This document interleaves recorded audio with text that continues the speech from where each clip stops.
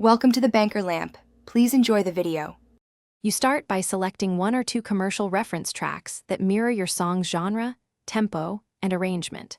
Level match them to your mix using LUFS or peaks so loudness doesn't bias decisions. Aim around -14 to -9 LUFS depending on target.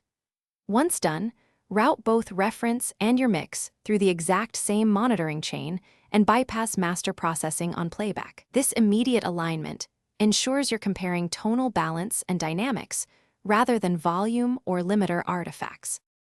You now compare visually and by ear.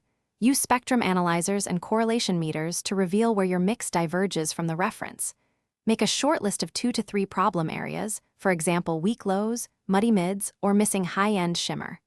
Then translate those differences with focused moves, subtractive EQ to clear mud, multi-band compression to control energy, and light saturation for perceived warmth.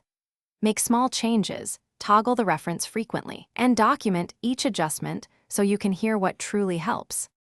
You finish by automating key levels and stereo width across the arrangement, then recheck entire song sections against the reference to confirm consistency.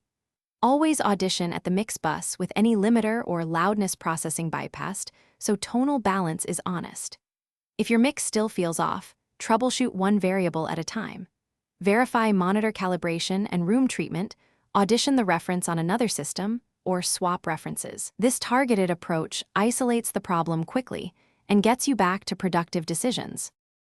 Thanks for watching. If this was helpful, leave a like and consider subscribing. See you next time.